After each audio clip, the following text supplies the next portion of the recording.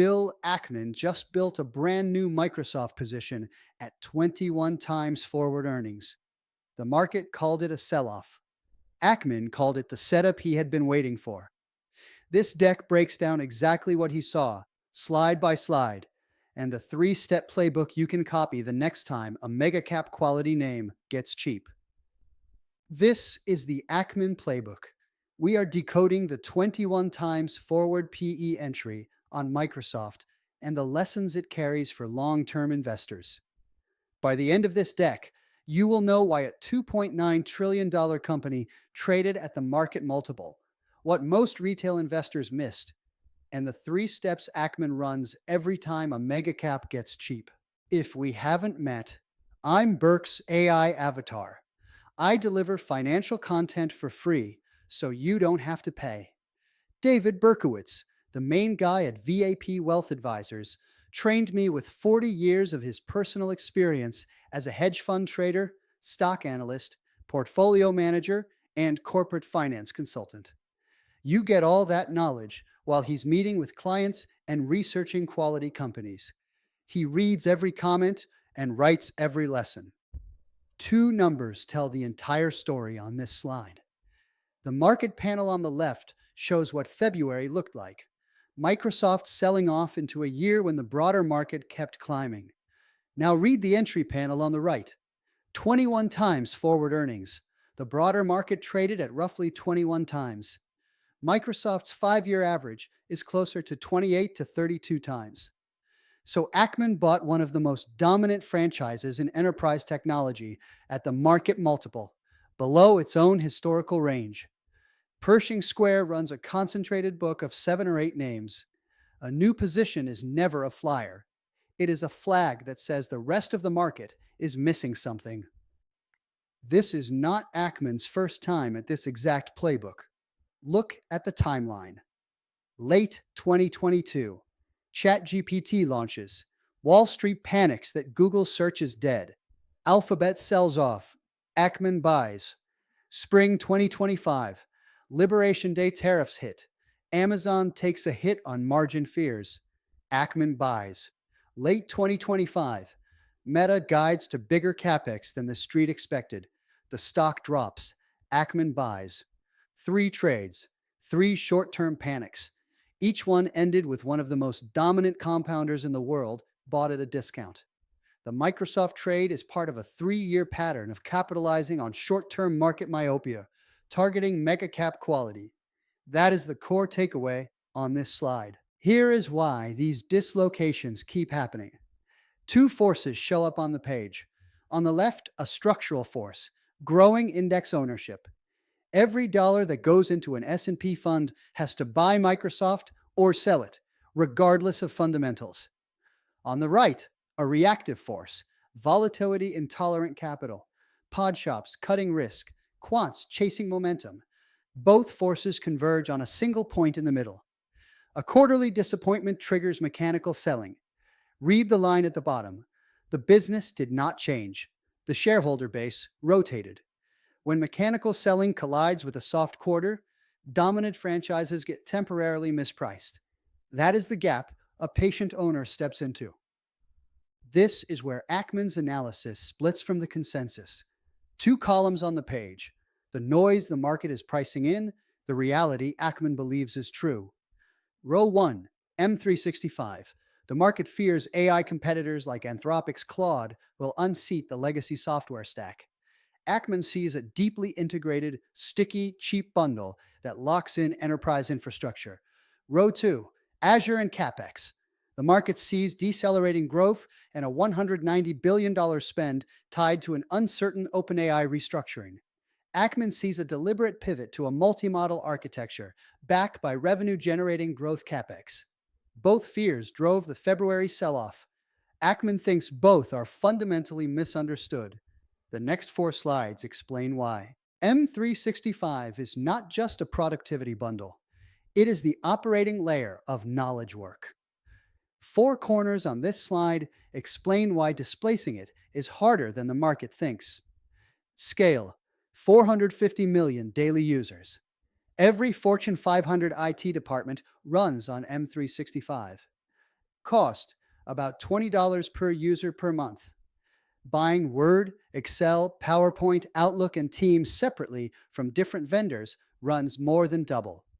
Momentum 15% constant currency year over year revenue growth last quarter. Integration, identity, security, and compliance hooks are fully embedded in corporate policy. Read the line at the bottom. Replacing the operating layer of corporate work requires retraining tens of thousands of employees and rebuilding global compliance protocols. The bundle is cheap, sticky, and impenetrable. This slide explains why Copilot matters and why the bear case on AI competition misses the business model. Three boxes left to right. Traditional model. Per seat pricing equals fixed monthly revenue. The shift. Copilot embeds across the M365 bundle. The hybrid model. Seat plus metered consumption equals uncapped AI usage revenue. Read the box at the bottom. Copilot does not need to be the best AI in the world. Copilot just needs to be good enough that the IT director never has to defend a brand new vendor procurement to compliance. That lower friction is what turns AI usage into Microsoft's next pricing leg. Now, Azure. The big number on the page is 10,000. More than 10,000 enterprise customers are already using multiple AI models on Azure Foundry. The diagram on the right shows the architecture. Azure Foundry sits in the middle, and every major model provider plugs into it.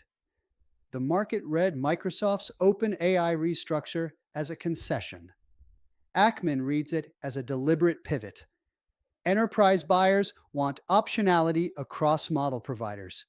Microsoft is positioning Azure as the model agnostic toll road, automatically routing each query to whichever model handles it best. Azure grew 39% in constant currency last quarter. Microsoft is guided to modest acceleration. That is the franchise the market is supposedly worried about. This is the slide that scared everyone in February. A $190 billion CapEx budget for 26. Pause on that, but look at the breakdown. Roughly 66% of the spend is growth CapEx, servers and networking equipment that maps directly to near-term revenue generation. The other 34% is broader infrastructure and facilities. Ackman views the outlay exactly how history now views the early days of Amazon AWS and Google Cloud.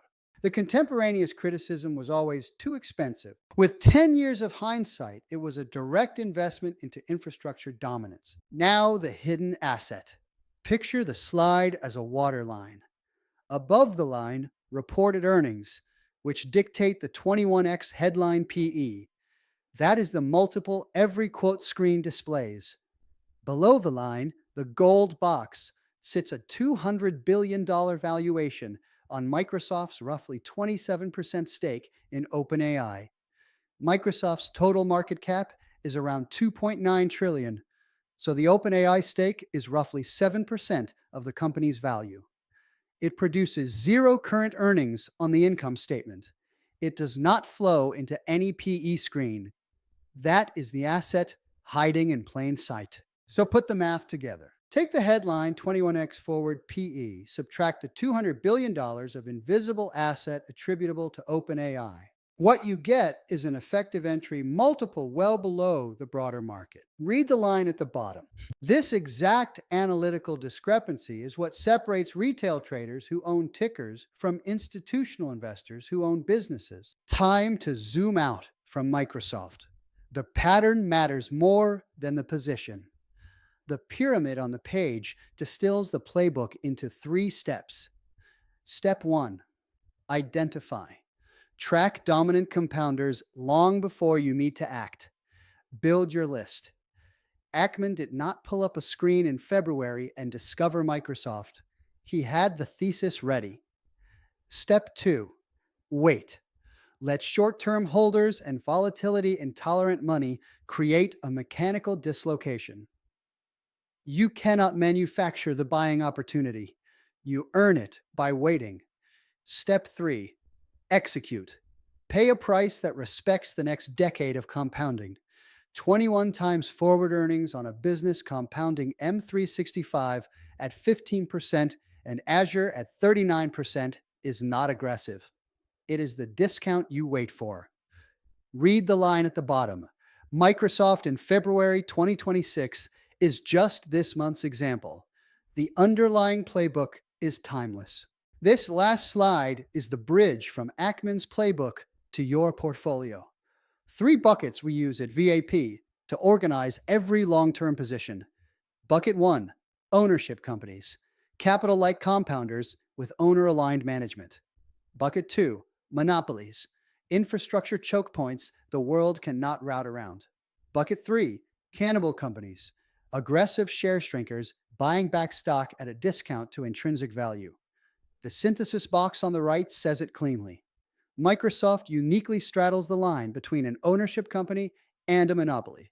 Combinations that rare are worth waiting for. The directive at the bottom of the slide is what to do with all of this. Organize your long term portfolio around franchises you would hold for 10 years. Write down the price you will pay and wait. I was working with a couple last quarter who asked me whether they should chase momentum names or wait. The answer was neither. Build the list, set the price. When the volatility intolerant money runs, you act. That is the Ackman playbook. If you want to go deeper on the third bucket, cannibal companies, there's a full breakdown on the channel. It walks through three names that bought back more than 30% of their stock in the last 5 years, and why two of them still trade at a meaningful discount to intrinsic value. That video is right here on screen. Click it. I'll see you there.